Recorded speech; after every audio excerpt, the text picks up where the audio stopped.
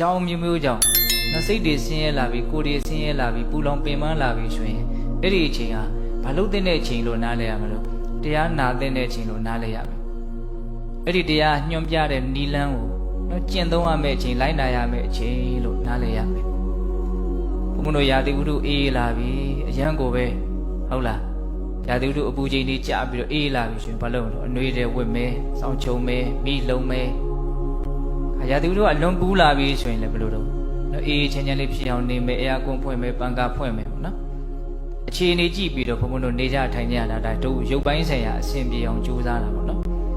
အဲ့လိုပဲစိတ်ပိုင်းဆိုင်ရာမှာတောကပဋိဒေဝတွေလောင်းလာပြီဆိုရင်ဘာလို့ရမလို့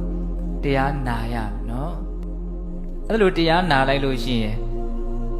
ဘုံတို့တွေရဲ့တန်တာမှာစိတ်မှာဖြစ်နေတဲ့ဒီယောဂတရားဆေးကြောင့်ဒါမှဖြစ်သွားနိုင်တယ်ပျောက်သွားနိုင်တယ်ပေါ့ရုပ်မှာယောဂဖြစ်တယ်ဆိုလို့ရှိရင်စိတ်ကူးဖို့လူတိုင်းကအမှတ်ရကြတယ်ဒါပေမဲ့စိတ်မှာယောဂဖြစ်ပြီးဟေးဆိုရင်တော့စိတ်ကူးဖို့တချို့ကြတော့တိတ်ပြီးတော့တတိမရကြဘူးတချို့ဆိုရင်စိတ်ကိုကုရကောင်းမှတောင်မသိဘူးဒီလိုပဲဟိုလိုဒီလိုနဲ့အဖြေမရမယ့်နေရာတွေအဖြေတွေရှာပြီးတော့နေကြတာတွေလွဲမှားနေကြတာတွေမရှိဘူးလား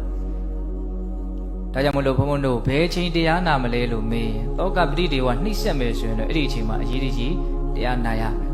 အဲ့ဒီအချိန်မှာကိုယ့်ရဲ့စိတ်ကိုတောကမေပဋိဒေဝမိမတောက်ဖို့မလောင်ဖို့အတွက်တရားရည်နဲ့ဘုန်းဘုန်းတို့အေးအေးချမ်းချမ်းဖြစ်အောင်ကြိုးပမ်းအားထုတ်တဲ့နေပေါ့ဟုတ်လား